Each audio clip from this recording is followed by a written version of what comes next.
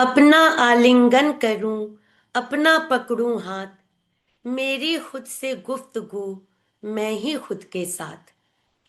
दोस्तों, कहते हैं ना कि संध्या होते ही एक अद्भुत शांति और सौंदर्य छा जाता है। और आज की संध्या में हम उसी शांति और सौंदर्य को महसूस करेंगे, हमारी प्यारी और लोकप्रिय कवित्री संध्या सिंह जी के शब्दों के माध्यम से। तो चलिए उनका स्वागत करते हैं। नमस्ते संध्या दीदी। चुभन के पटल पर आपका हाँ। बहुत बहुत स्वागत है। नमस्ते भावना जी। और दीदी, मेरी आपकी तो अक्सर बात हो जाती है, लेकिन चुभन को आपने बहुत इंतजार कराया। इसीलिए आज मेरे लिए भी और हमारे दर्शकों के लिए बहुत खुशी का पल है कि आप हमारे साथ हो।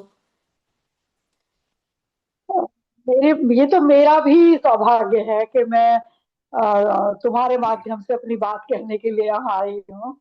जी दीदी। और इंतजार इंतजार नहीं कह सकते, बस मुहूर्त कह सकते हैं कि आज ही आया। जी दीदी, बिल्कुल। और दीदी, उजाले और अंधेरे का वो पल जब प्रकृति भी मौन होकर सुनती है, उसको संध्या कहते हैं। और अब हम सुनने जा रहे हैं आपको, जिनका नाम ही संध्या है। तो मैं यहीं से शुरू करना चाहूंगी कि वैसे आमतौर पर हम लोग किसी से भी वार्तालाप शुरू करते हैं तो हम उनके बचपन, फिर उन्होंने कैसे क्या किया, ये सब जानना चाहते हैं। लेकिन मैं बहुत संक्षेप में, क्योंकि मेरे पास बहुत सारी बातें आपसे पूछने के लिए, तो बस मैं ये जानना चाहूंगी कि जो साहित्य और फिर सामाजिक कार्यों से भी आप जुड़े, तो इसकी प्रेरणा आपको दीदी कहाँ से मिली? कोई ना कोई तो ऐसी वजह बनी होगी जो आप इस क्षेत्र में आए और इतना सुंदर लेखन कर रहे हो। भावना जी, जब बचपन में हमारे जो पिताजी ने जो हमारा पालन पोषण किया, जी। मैं कहूंगी कि ये साहित्य का बीज सिर्फ उन्होंने रोपा हमारे अंदर। जी। और साहित्यकार नहीं थे, साहित्यकार नहीं थे। जी। वकील रहे हैं हमारे पिताजी। अच्छा। लेकिन उनकी साहित्यिक रुचि थी। जी। और वो ये चाहते थे कि हम साहित्य से जुड़े। जी। और मैंने ये देखा बचपन से कि जितनी भी उस वक्त जो पत्रिकाएं थीं, जो महत्वपूर्ण पत्रिकाएं थीं, वो सब वो हमारे लिए उपलब्ध कराते थे।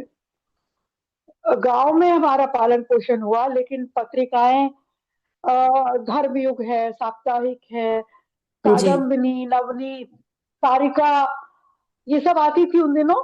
जी। जी। तो हमें इनका हाँ, हमें इनका इंतजार रहता था। और मैं कहूंगी पूरा का पूरा जो गुण देर से निकल के आया हमारे भीतर से, जी। थोड़ा वक्त लगा, लेकिन ये उन्हीं का वो रोपा हुआ बीज है, हमारे पिताजी का। जी। चलिए, आज हम अपने पटल के माध्यम से उनको भी प्रणाम करते हैं कि इतना सुंदर साहित्यकार उन्होंने हमें दिया। आपको पढ़ती हूँ दीदी तो कई बार सोचती हूँ, और मैं ही नहीं, कई लोग जो हमारे पटल से भी जुड़े हैं, आप भी उनको जानते हैं, वो यही ज्यादातर लोग कहते हैं कि आप इतना, मतलब आपका विश्लेषण इतना सुंदर होता है ना। गद्य की जहां तक मैं बात करूं, आप किसी भी विधा में, किसी भी चीज में लिखते हो, तो उसमें इतना सुंदर आलोचनात्मक दृष्टि आपकी होती है। वो दृष्टि आपको कैसे मिली, ये मैं समझ पा रही हूँ थोड़ा बहुत। बहुत धन्यवाद भावना। और और दीदी, शुरुआत में मैं चाहूंगी कि हमारे दर्शक जो है वो बंधे रहें और हमारे पूरे कार्यक्रम को सुने। कोई गजल हमें आप शुरुआत में जल्दी से सुना दो, अपनी कोई भी गजल। कोशिश करती हूँ कि मेरी बात तुम्हारे माध्यम से सुनने वालों तक जाए। जी। और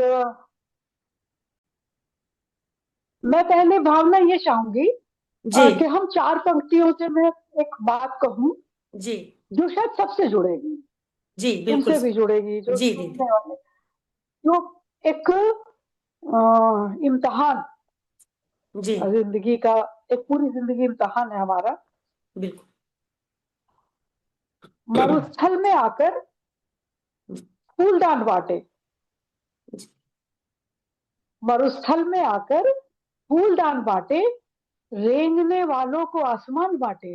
वाह।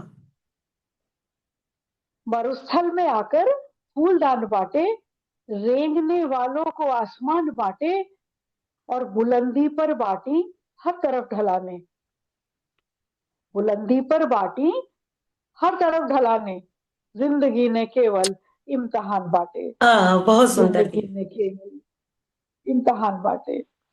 तो हम और आप जिस सफर में है वो परीक्षा ही परीक्षाएं हैं। बिल्कुल तो ये दीदी। बात मैं कहना चाहती थी। जी। और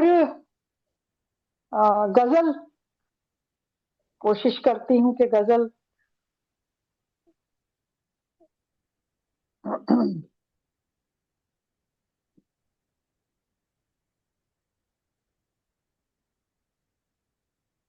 कत्ल के अधिकार लेकर चल पड़े, कत्ल के अधिकार एक। लेकर चल पड़े, बेरहम हथियार लेकर चल पड़े, वाह।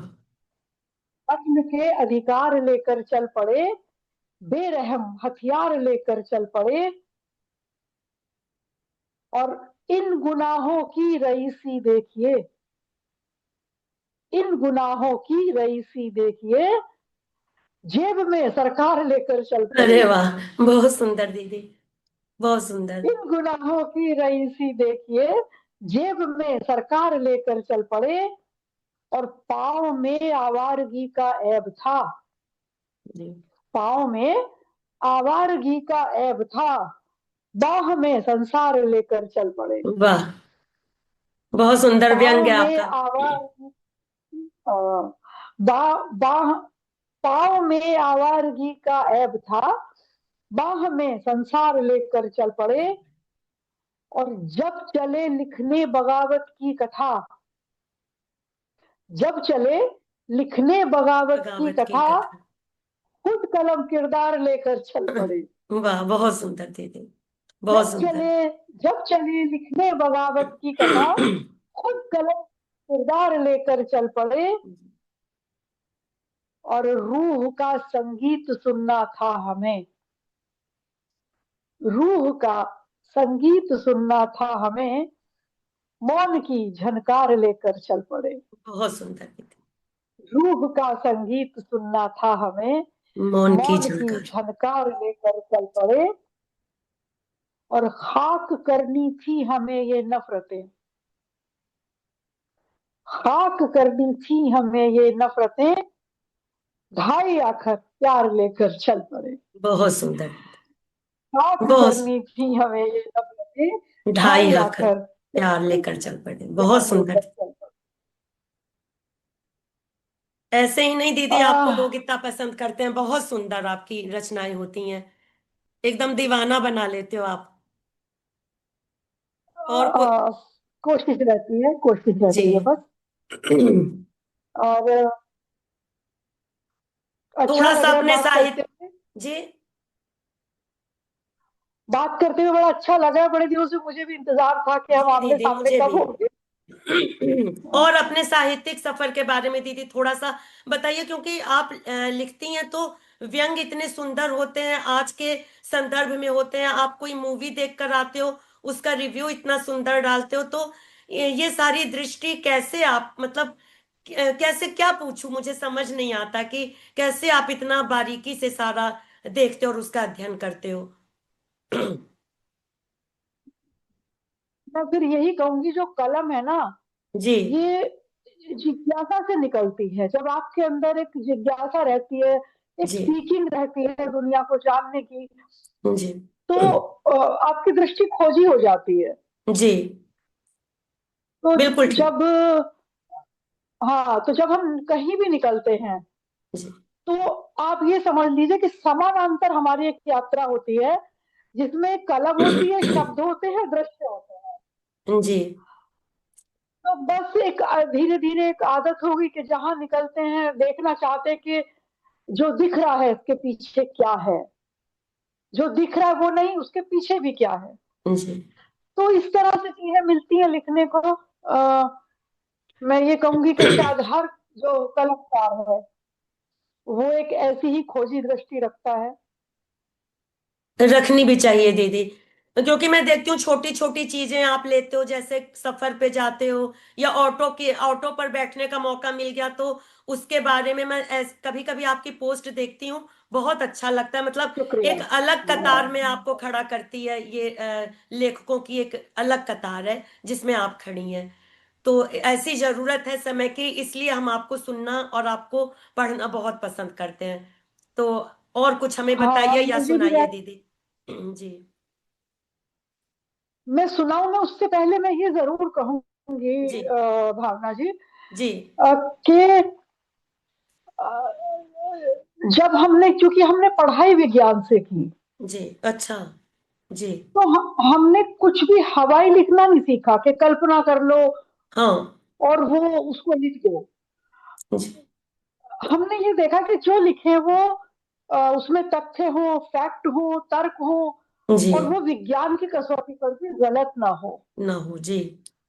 तो कहीं अगर हम ये समझ लीजिए कि अगर हम कहीं कल्पना करें, जो हम और कविताओं में देखते हैं कि मछली पेड़ पेड़ पर चढ़ गई, जी। जो इस तरह के जो बिंब है, जो तथ्य पर आधारित नहीं है, तो हम प्रयोग नहीं करते। जी। और हमें ऐसा लगता है कि जो भी लिख रहे हैं वो विज्ञान की कसौटी पर जरूर खरा उतरे। जी।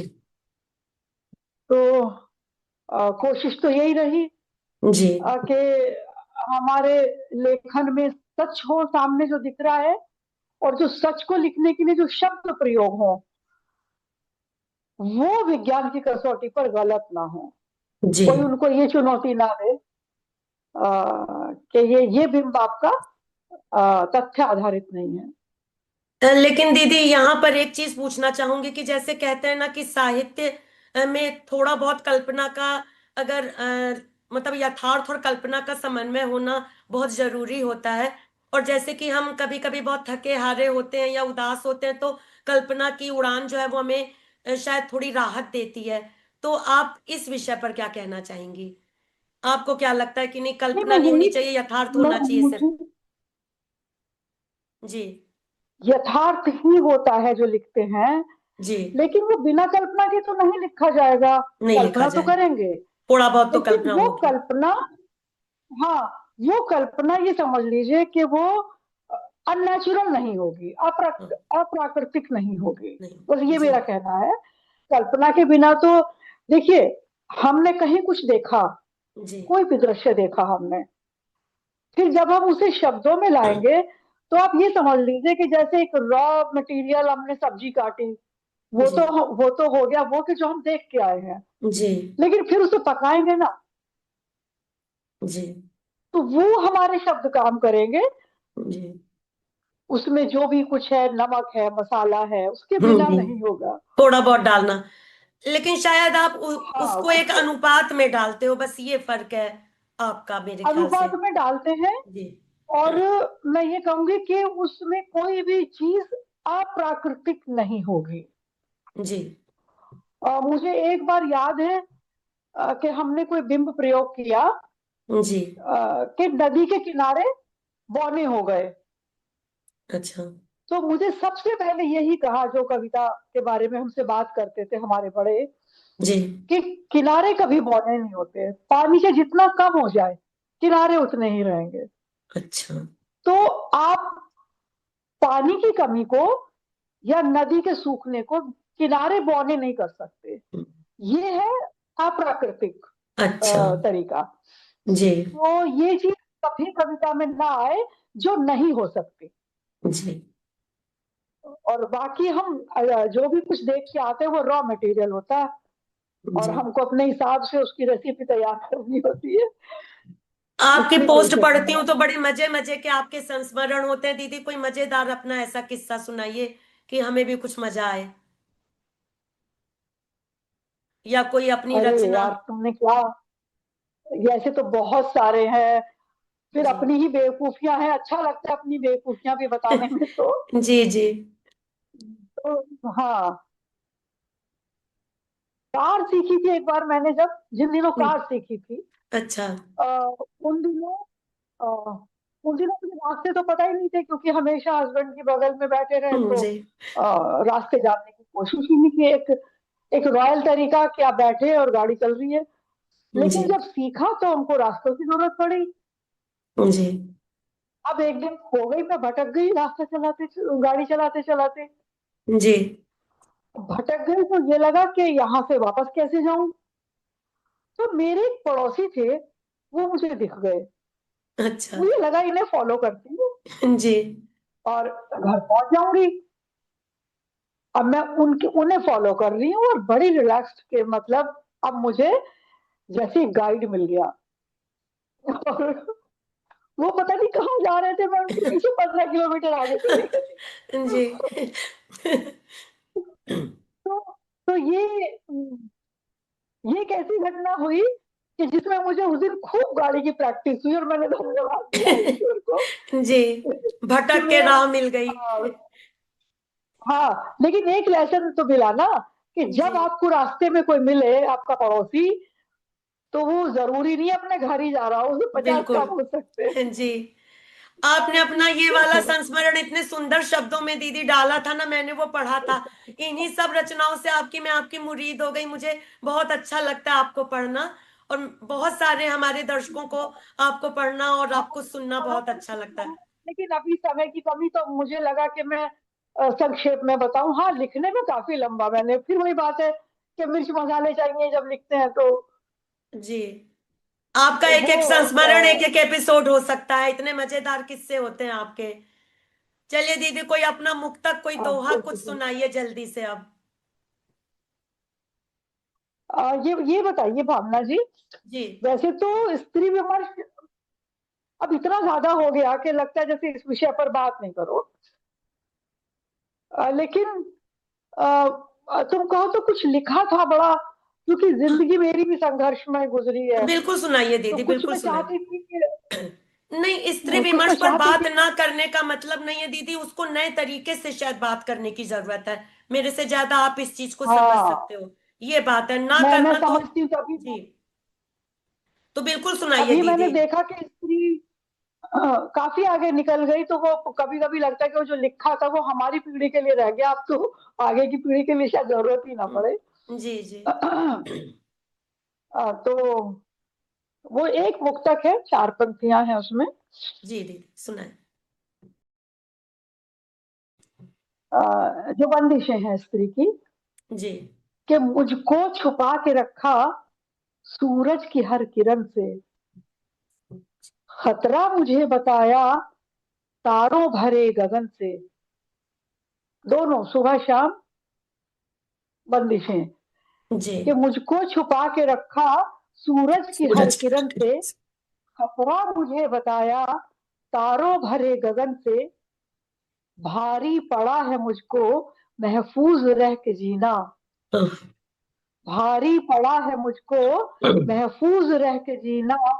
मेरे हर्फ दब गए हैं मेरी जिल्द के वजन से, हाँ। मेरे हर्फ दब गए हैं मेरी जिल्द के वजन से।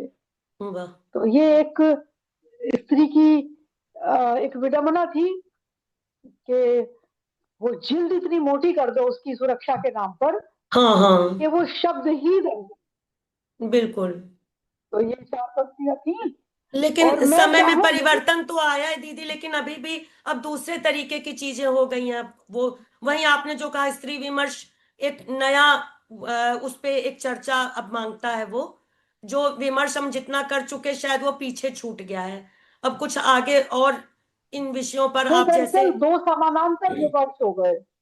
जी, 2 समानांतर हो गए। मैं तो कहती हूँ एक वेज विमर्श हो गया, एक नॉन वेज विमर्श हो ठीक गया। कह रही हैं दीदी, अब बिल्कुल तुम ठीक। बात समझ रही होंगी, तुम मैं कहाँ कह रही हूँ। जी, बिल्कुल आप।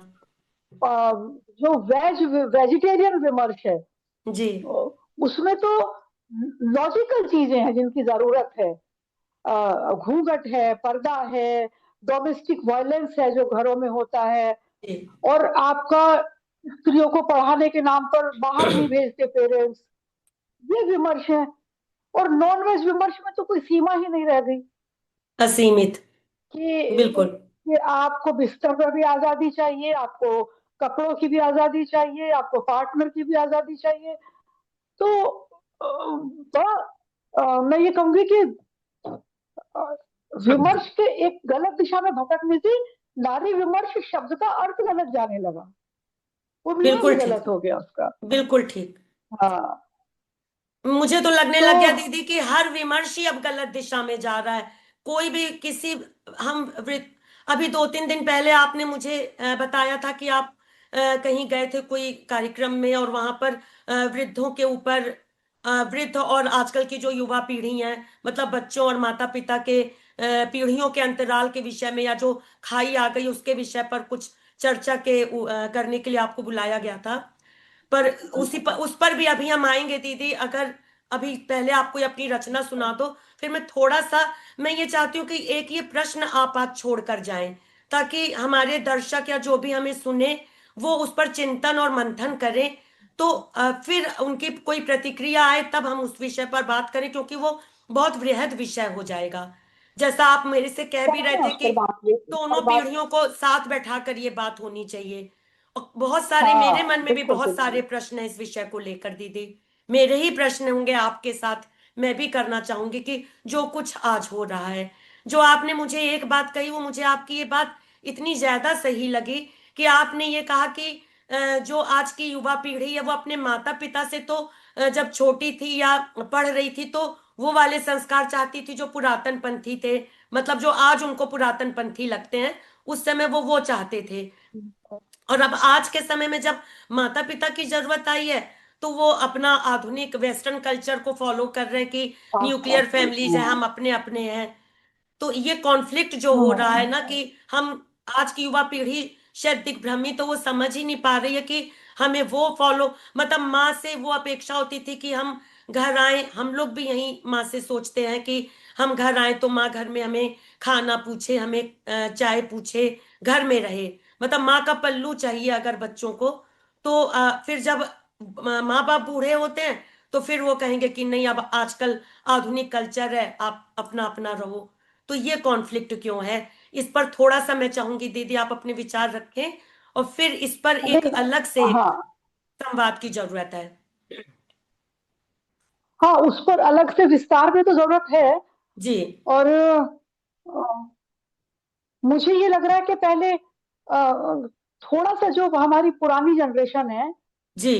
पुरानी जनरेशन मतलब अबव 70 जो जनरेशन है, जी। जी। जिसको इस वक्त जरूरत है, जी। जो ठगा सा महसूस करती है कि बच्चे चले गए और बिल्कुल। हम रह गए। तो मैंने दो पंक्तियां लिखी थी, मैं चाहूंगी कि वो जरूर तुम्हारे सामने रखूं। बिल्कुल सुनाए दीदी, बिल्कुल सुनाए।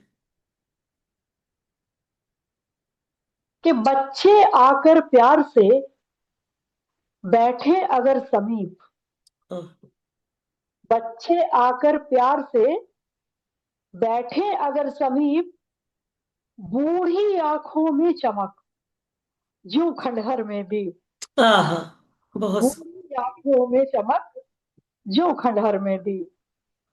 तो कितना उनको कैसा लगता है कि जैसे उनके जर्जर शरीर में एक रोशनी आ गई। बच्चे बैठते हैं तो, लेकिन बच्चे बैठते ही नहीं है। तो ये एक भाव निकला था। और मैं ये भी चाहूंगी कि मेरी एक बड़ी गंभीर सी गजल है, जिसे मैं अ, सामने रखूं तुम्हारे पटल बिल्कुल के दीदी, माध्यम से। बिल्कुल सुनाए दीदी।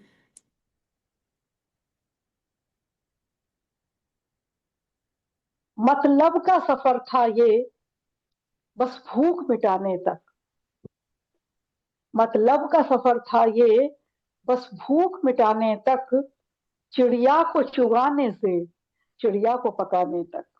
ओह, मतलब का सफर था ये, बस भूख मिटाने तक, चिड़िया को चुगाने से चिड़िया को पकाने तक। ये इश्क मोहब्बत भी बस एक तिजारत थी, ये इश्क मोहब्बत भी बस एक तिजारत थी, शीशे का कोई टुकड़ा बाजार में लाने तक, शीशे का कोई टुकड़ा बाजार में लाने तक। इस रूह के रिश्ते का बस जिस्म ही रास्ता है।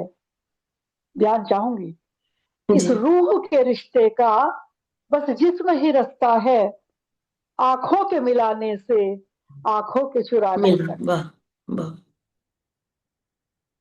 इस रूह के रिश्ते का बस जिस्म ही बस जिस्म रास्ता ही रास्ता है, जी आंखों के चुराने से। इस रूह के रिश्ते का बस जिस्म ही रास्ता है, आंखों को मिलाने से आंखों के चुराने तक। ये उम्र का नाटक भी बस तब तक चलता है, ये उम्र का नाटक भी बस तब तक चलता है, हाथों की लकीरों को चेहरे पे सजाने तक। हाँ, ये उम्र का नाटक भी बस तब तक चलता है, हाथों की लकीरों को चेहरे पे सजाने तक।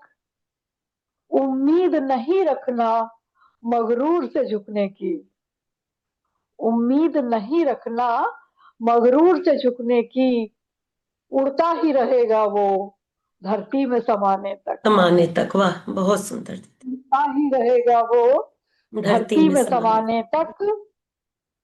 और आखिरी है, दरिया की रवानी का कोई दर्द न समझेगा, दरिया की रवानी का कोई दर्द न समझेगा। उद्गम से पहाड़ों के सागर के मुहाने तक, आह, दरिया की रवानी का कोई दर्द न समझेगा। उद्गम से पहाड़ों के सागर के मुहाने तक। मतलब का सफर था ये, बस भूख मिटाने तक, आह, चिड़िया को चुगाने से चिड़िया को पकाने तक। वाकई हर बहुत रिश्ते शुक्रिया। में मतलब बहुत सुंदर दीदी। हाँ। और अब मैं क्या कहूँ, मैंने कोशिश की कि दो दो पंक्तियां, जिसको हम दोहा बोलते हैं, जी जी। कि मुझे लगता है कि दो दो पंक्तियों में एक चुनौती कि आप अ, कुछ ऐसी बात कह जाएं जो तीर की तरह लगे जाकर। आपके दोहे बिल्कुल तीर की तरह लगते हैं, मैंने एक बार बोला भी था आपको। जी दीदी सुनाए बिल्कुल। हाँ। कोशिश की कि मैंने कहा ये तीर ही है, दोहे को तीर ही कहा गया है। बिल्कुल। कि आजादी ने यूं किया जी। पाबंदी पर वार, आजादी ने यूं किया पाबंदी पर पाबंदी वार, ताला लटका रह गया टूट गई दीवार, दीवार वाह। ताला बहुत लटका रह गया टूट टूट गई गई दीवार दीवार। वाह। हाँ। और अपने दिलो दिमाग को जानो तभी उदार, अपने दिलो दिमाग को जानो तभी उदार, अगर शोर में सुन सको धीमी करुण पुकार, अगर शोर में सुन सको धीमी करुण पुकार। तो ये है, कोई हमें छोड़ के चला जाता है। सब मुझे लग रहा है जीवन में शायद ही कोई ऐसा होगा जिसने अपनों का दुख जिसके सामने नहीं आया होगा। बिल्कुल दीदी। माता है, पिता है।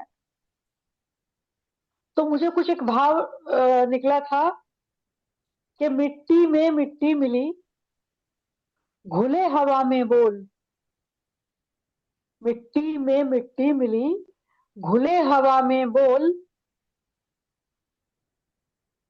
यादें रख कर उड़ गया पक्षी पिंजरा खोल। ओहो बहुत सुंदर दीदी। मिट्टी में मिट्टी मिली घुले हवा में बोल, यादें रख कर उड़ गया पंछी पिंजरा खोल।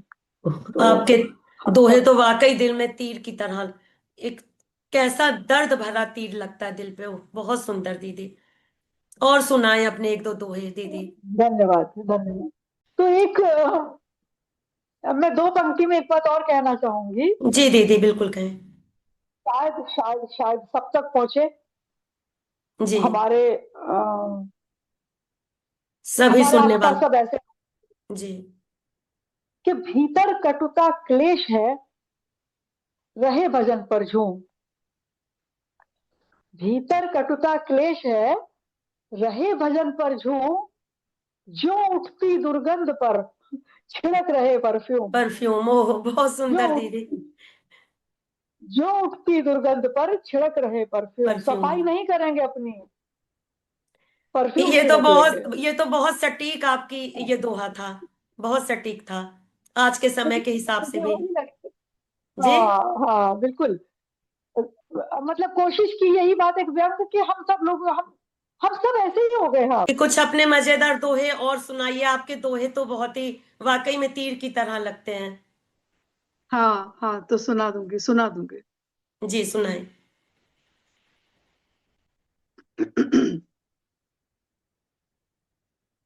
कुछ दोहे मैंने दर्शन पर लिखे थे, जीवन दर्शन पर। अरे वाह, बिल्कुल दीदी सुनाए। हाँ, मैं चाहूंगी कि मैं उन दोहों के माध्यम से अपनी बात कहूं। जी जी। कि देह जन्म से मृत्यु तक निभा रही दस्तूर, देह जन्म से मृत्यु तक निभा रही दस्तूर, धीमे धीमे सिक रही समय एक तंदूर, हाँ, बहुत। धीमे धीमे सिक रही समय एक तंदूर। और एक दोहा और है। जी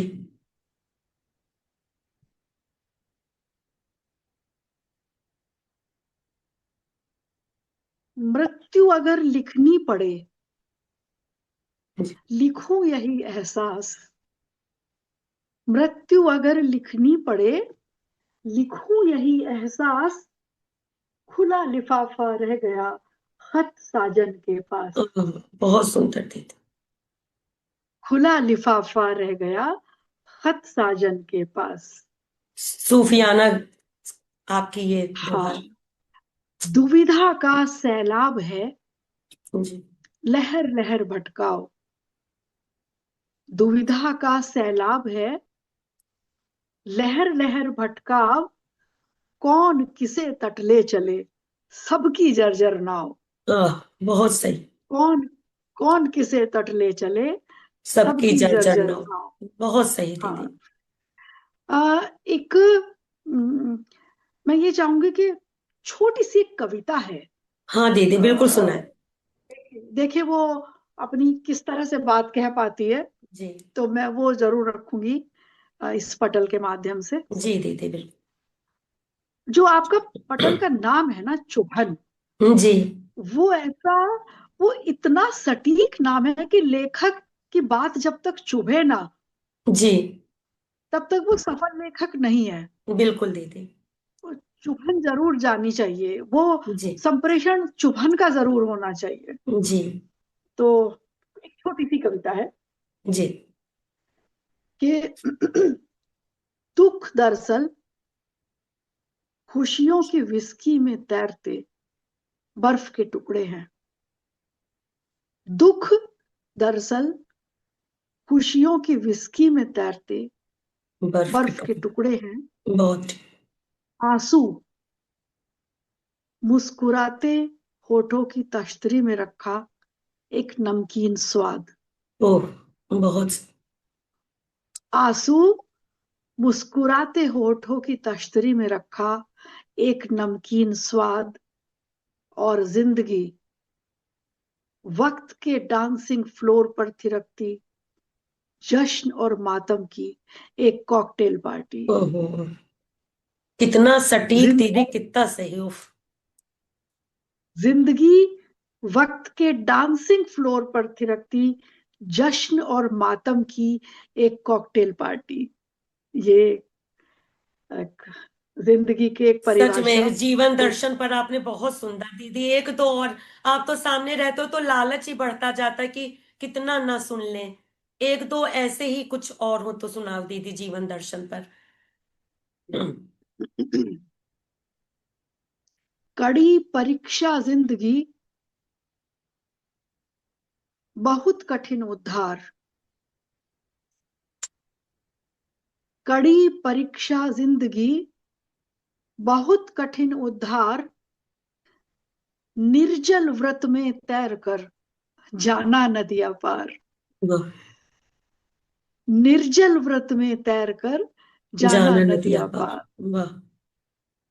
तो ये एक एक और दोहा है जी। कि राई पर्वत हो गई, हुए तिलों के ताड़। राई पर्वत हो गई, हुए हुए तिलों के तिलों तो। के ताड़। जी। सुई बराबर तर्क ने रिश्ते दिए उजाड़। बिल्कुल ठीक। सुई बराबर तर्क ने रिश्ते दिए उजाड़। तो ये दोहे थे। शब्द ही नहीं है दीदी कि मैं कुछ बोल पाऊं एकदम। वाकई में जैसे मतलब क्या मैं बोलूं, एकदम सोचने पे मजबूर करती हैं आपकी रचनाएं। हाँ, मतलब हमारे हमारे साथ आसपास सबके जिंदगी जीवन में का सब यही यही है। सब जी जी। यही सब घटता है। बिल्कुल घटता है दीदी। तो मैं वो अभी एक गजल गजल रखें। आपकी बाकी है, आप सुनाओगे एक गजल। अच्छा, चलो एक एक दोहा, एक दोहा सामने दिख गया, बड़ा हौसला अरे ही वाह, देगा बिल्कुल। तुम्हें भी। जी जी। हम्म, माना प्लास्टर झड़ गया, दीवारों पर घास। माना प्लास्टर झड़ गया, दीवारों पर घास। मन के महलों में अभी नाच रहा उल्लास। वाह, बहुत सही। मन के महलों में अभी नाच नाच रहा रहा उल्लास। उल्लास, वाह। हाँ, अब कितने भी बूढ़े हो जाओ। हाँ अच्छा, दीदी। हम अब गजल पर आए। बिल्कुल आए दीदी। अभी तो मेरा मन करा दोहे थोड़े और सुनूं, लेकिन ठीक है। हम आपको तो अब हम अब हमेशा फिर अपने पटल पर चाहेंगे कि आप आते रहें हमें, और अपनी ऐसी शब्दों की ऐसी, मैं क्या बोलूं आपको, शब्दों का जादूगर बोलूं क्या, इतने सुंदर आपके शब्द होते हैं। उनके उतने सुंदर बिंब बनते हैं, एकदम चित्र की तरह पिक्चर आती है एकदम। आपके शब्दों के चित्र उभरते हैं दीदी। मैं एक बात कहूंगी भावना जी, जी कि जब कोई श्रोता के तौर पे जी ऐसी प्रतिक्रिया दे जैसे आप बोल रही हैं, जी तो एक तो ये समझ लीजिए कि वो भी कवि ही है जो कविता को इस तरह से ले रहा है। और दूसरी बात, ये लिखने वाले का बहुत बड़ा सौभाग्य है कि उसकी बात को कोई जो का त्यों रिसीव कर ले, जैसी उस जी मन से उसने कही है। जी तो ये मेरा भी आज सौभाग्य है कि आप सामने हो और मैं सुना रही हूँ और वो बात हूबहू बहू जा रही है। जी दीदी, मैं बिल्कुल आ सच रही में है। शुक्रगुजार हूँ। बिल्कुल बिल्कुल। हाँ। गजल एक रखें। जी बिल्कुल दीदी, स्वागत है। और ये न पूछो कहाँ किस तरह हो गई। ये न पूछो कहाँ किस तरह हो गई, मुद्दतों बाद खुद से सुलह हो गई। हाँ हाँ, वाह। ये न पूछो कहाँ किस तरह हो गई, मुद्दतों बाद खुद से सुलह हो सुलह गई। हो गए। और शेर, आसमां कामयाबी का जब से दिखा। आसमां कामयाबी का जब से दिखा, तेरी गहराई उठकर सतह हो गई। हाँ हाँ, वाह। आसमां कामयाबी का जब से दिखा, तेरी गहराई उठकर सतह हो सतह हो गई। गई। और जिंदगी कैसे सुलझाऊं तेरे सिरे। जिंदगी कैसे सुलझाऊं तेरे तेरे सिरे, सिर। तू हवा में लगी एक गिरह हो गई। हाँ हाँ, वाह। जिंदगी कैसे सुलझाऊं तेरे सिरे, तू हवा में लगी एक गिरह हो गई।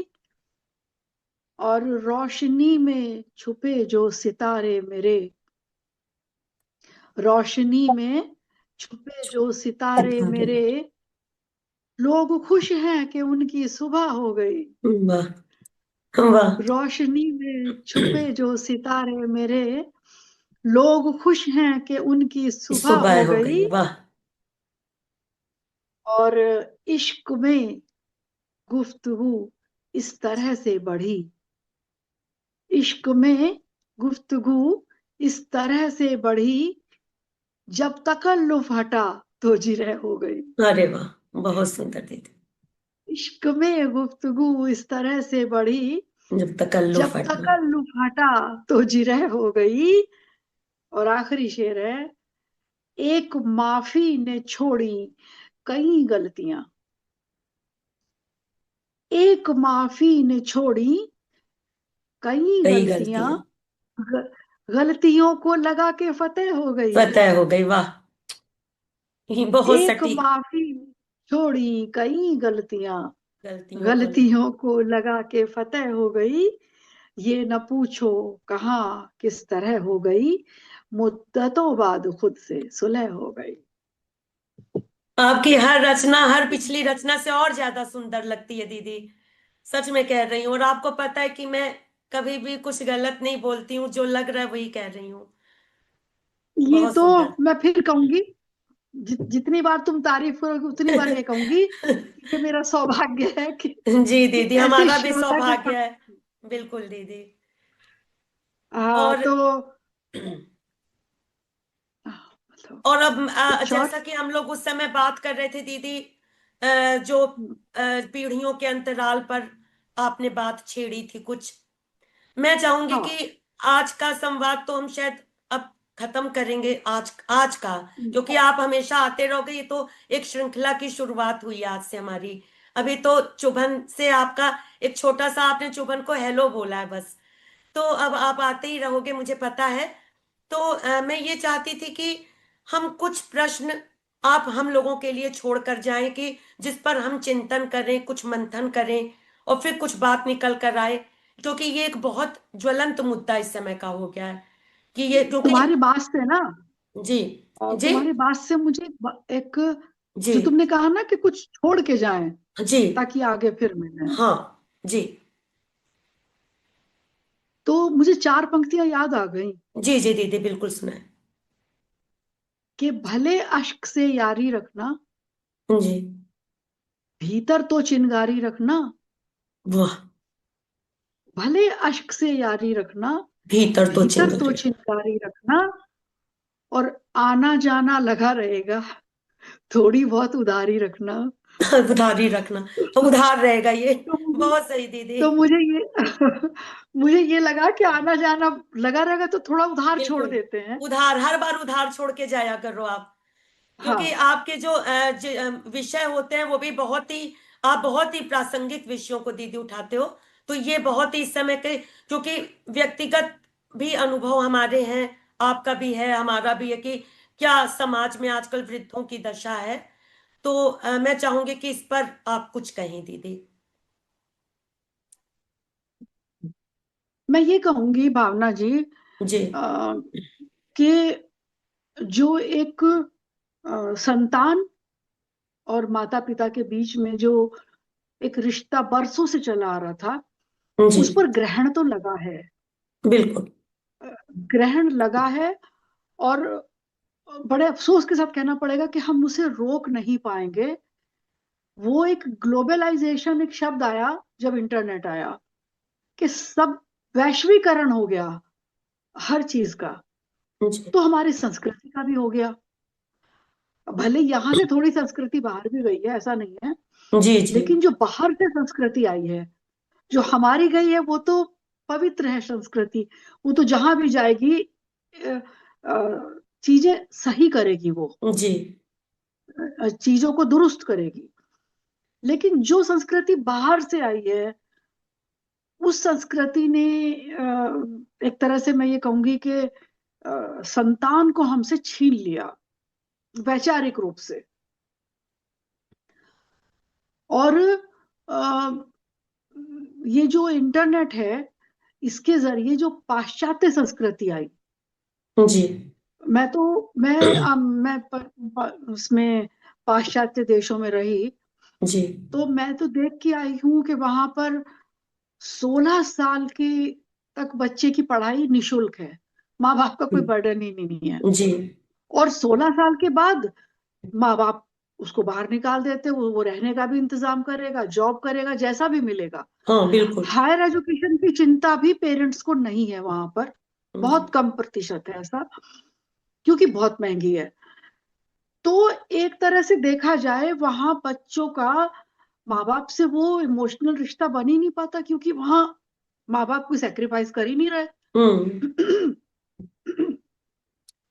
तो वहां तक तो ठीक है ये। लेकिन हमारे यहाँ माँ बाप बच्चे को पूरी जिम्मेदारी के साथ पैदा करते हैं, पूरी जिम्मेदारी के साथ पालते हैं। तो मुझे सिर्फ ये चीज लगती है कि आज की पीढ़ी में, कि जब आप देख रहे हो कि आपको जरूरत है माँ बाप की, तो हमारी भारतीय संस्कृति आपको याद आती है। बिल्कुल ठीक। अब माँ बाप देखें, माँ बाप खर्च करें, बचपन में खर्च करें, बड़े होके तुम्हारी हायर एजुकेशन में खर्च करें, शादी में खर्च करें, शादी के बाद बच्चों पर भी खर्च करें, बिल्कुल। और और अपनी जमीन गिरवी रखें, अपनी प्रॉपर्टी गिरवी रखें, लोन लें, लेकिन बच्चों को बेस्ट एजुकेशन दें, कोचिंग दें। ये तो हो गया भारतीय संस्कृति। सारे और जब सेक्रीफाइस बच्चे, मतलब पेरेंट्स करें। सेक्रीफाइस हाँ, शब्द का और दीदी जब, आपने प्रयोग किया कि वहां पर पाश्चात्य देशों में नहीं करते, और यहाँ पर नहीं उसका नहीं बिल्कुल नहीं, उल्टा है कि यहाँ पर माँ बाप ही उल्टा सारे है। त्याग करते हैं जी। माँ बाप एक तरह से अपना खून, ऐसा नहीं कि जब बच्चा पैदा होता है तभी माँ उसको अपने खून से बड़ा करती है, नहीं, जब तक माँ बाप रहते हैं, जी। यहाँ की संस्कृति के हिसाब से जी। वो बाद तक अपना खून देते हैं बच्चों को, कमाई जो खून से पसीने की कमाई है जो, वो बच्चों पर खर्च करते हैं। बिल्कुल। जब बच्चे बड़े हो गए, जब उनका वो मकसद पूरा हो गया कि आपका करियर बन गया, उस वक्त उन्हें फिर पाश्चात्य संस्कृति याद आती है कि हमारी न्यूक्लियर फैमिली होगी, और हम हमें आजादी चाहिए, और फिर आजादी के नाम पे कोई सीमा नहीं है, कहाँ तक आजादी चाहिए। तो ये इंटरनेट से हो गया जिसे हम नहीं रोक पा रहे हैं। इसके लिए जरूर मैं कहूंगी कि ये जो पीढ़ी है आज की, युवा पीढ़ी, जी।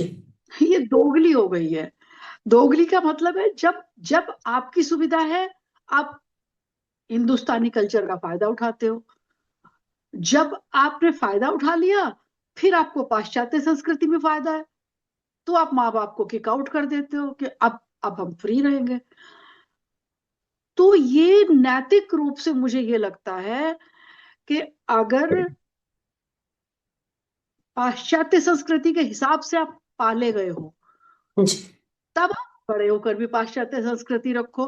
बिल्कुल। लेकिन आप पलते हो हिंदुस्तानी संस्कृति से, और बाद में पश्चिम का सभ्यता आपके ऊपर हावी हो जाती है। तो ये है बौद्धिक बेईमानी, मतलब इंटेलेक्चुअल बेईमानी है ये, कि जिसमें आपने अपने लिए रास्ते निकाल लिए, बाई हुक बिल्कुल। और क्रुक। आप आपके लिए बेस्ट क्या है। तो यहाँ पीढ़ी को हमें बात अगर पहुंचानी है, तो मैं यही कहूंगी आपके माध्यम से कि हम कभी बैठे, और हमारी पीढ़ी बैठेगी तो कुछ नहीं होगा। हमारी पीढ़ी तो अपनी बात कह के भड़ास निकाल लेगी बस, समाधान नहीं होगा। जी। समाधान अगर होता भी है थोड़ा बहुत, तो वो तभी होगा जब आप अपने पटल के माध्यम से दो चार युवा लोगों को, और उन्हीं के साथ दो चार हमारी पीढ़ी के लोगों को बिठाएं, और आदान प्रदान हो विचारों का, तब थोड़ा शायद रास्ता निकले। अभी तो मैं कहूंगी कि अंधेरा है, संस्कृति को लेकर तो अंधेरा है बिल्कुल। क्योंकि दीदी मुझे लगता है कि दोनों, जैसे आपने कहा कि हम भारतीय संस्कृति का पालन करते हैं जब हम छोटे होते हैं, हमें लगता है हमको जैसे कि भारतीय माँ बाप थे एकदम वैसे हमको दिए जाते हैं उदाहरण, माँ हम अपनी माँ का वही रूप देखते हैं कि साड़ी का पल्लू लेकर वो हमें पाल पोस रही है और पिताजी हमारे सब हम पर कर रहे हैं, तो ये भी हम पर आधा ज्ञान आया।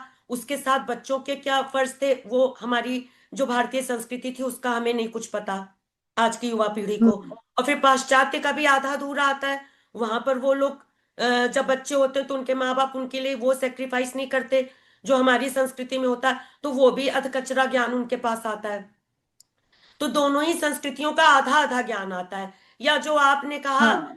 कि हम अपने स्वार्थ के हिसाब से उसको उतना उतना लेते हैं, या फिर ये बात है, दोनों में से कोई एक बात है। हम्म आपके ये प्रश्न है, और मैं मैं भी यही कहना चाहूंगी हमारे सुनने वालों को कि वो क्या सोचते हैं, हमको जरूर इस पर कुछ अपनी प्रतिक्रिया दें, ताकि जैसा आपने कहा दीदी, हम लोग इसके ऊपर अलग से एक संवाद करें, एक वेबिनार करें, जिसमें आपके वाली बात की दोनों दोनों पीढ़ी, पीढ़ियों, जी, दोनों पीढ़ी को दोनों बैठा के पीढ़ियों के बात लोगों को हो। जोड़ा जाए। बिल्कुल। और हम, मुझे उम्मीद है कि मतलब आप इसको जी आगे बढ़ाएंगी, जी इस वार्तालाप को, जी दोनों पीढ़ी दीदी, के बीच का वार्तालाप। बिल्कुल बिल्कुल। तो हम इंतजार करेंगे बिल्कुल दीदी, कि मैं भी एक साथ। इंतजार करूंगी कि हमारे दर्शक हमें अपनी प्रतिक्रिया अवश्य दें, तभी हम लोग कुछ आगे बढ़ सकते हैं।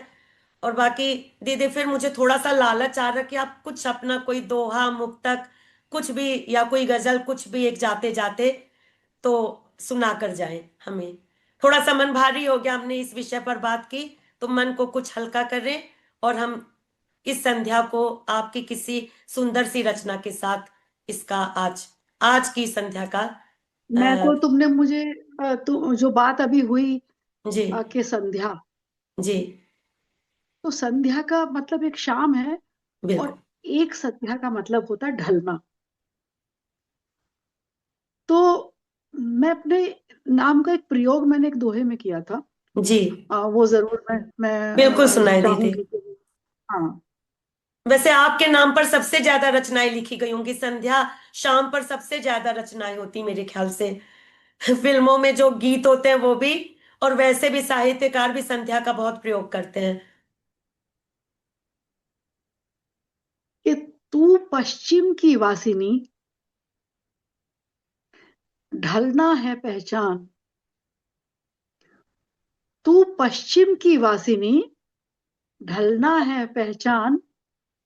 फिर भी उगना चाहती, संध्या तू नादान। आहा। फिर भी उगेगी अगले दिन, तो फिर उगेगी ना दीदी, ये बात तो वो तो कैसे संध्या नादान। नहीं होगी ना, वो तो संध्या वो तो होगी ही नहीं। सुबह लेकिन अगले दिन जो संध्या आती तो है ना, संध्या तो आती है ना, फिर आती है। ढलती है। जी तो मुझे यही लगा कि हम मुझे ढलना ही पहचान है संध्या की, तो उसके ऊपर एक दोहा ये प्रयोग हुआ था। जी और मैं एक दोहा और है, जी अ, जो मेरी जिंदगी का, मैं ये कहूंगी बड़ी दुश्वारियों में मैं घर से निकली अपनी बात कहने के लिए। जी तो वो दोहा बना मेरा जी सुनाई दीदी। कि पिंजरे में सांसें घुटे, चिड़िया करे गुहार। पिंजरे में सांसें घुटे, चिड़िया करे गुहार। मुझे गगन की शर्त पर हर जोखिम स्वीकार। आह, मुझे गगन की शर्त पर हर हर जोखिम जोखिम स्वीकार। स्वीकार। तो ये मेरे दिल से निकला दोहा था, क्योंकि जोखिम तो है, लेकिन जोखिम के बिना भी जिंदगी नहीं है। ये शायद बहुत सारे लोगों पर लागू होता होगा। हाँ। तो मुझे लग रहा है क्या कि बोलूं दीदी, लग रहा है कि अभी आपको बहुत हम सुनते जाएं, लेकिन थोड़ा सा आपके मतलब समय की भी थोड़ी सी पाबंदी तो होती है। तो फिर हम मैं चाहती हूँ कि कम से कम हम लोग महीने में एक बार एक ऐसा वेबिनार टाइप का करें, या ऐसे ही एक संवाद, दो तीन लोग मिलकर, और उस पर फिर हम हाँ, इसी तरह के विषयों पर चर्चा अवश्य करें। तो दीदी, आज आपने अपना इतना समय हमें दिया, और इतनी सुंदर बातें की, इतनी सुंदर रचनाएं सुनाई, इतने अच्छे प्रश्न छोड़े, इसके लिए आपका बहुत बहुत आभार। हमारी संध्या तो आज बन गई। नहीं, आभार तो चुभन का है। जी चुभन, इसके नाम के लिए तो साधुवाद कि जो तुमने नाम इसका जो रखा। और इस चुभन चुभन के नाम मेरी माँ ने दिया है। चुभन के माध्यम से जो मुझे कहने को मिला, जी मैं शुक्रगुजार हूँ। और हम मिलते रहेंगे पक्का। बिल्कुल दीदी, आज की संध्या के लिए बहुत बहुत आभार और नमस्कार दीदी। फिर मिलेंगे जल्दी। नमस्कार।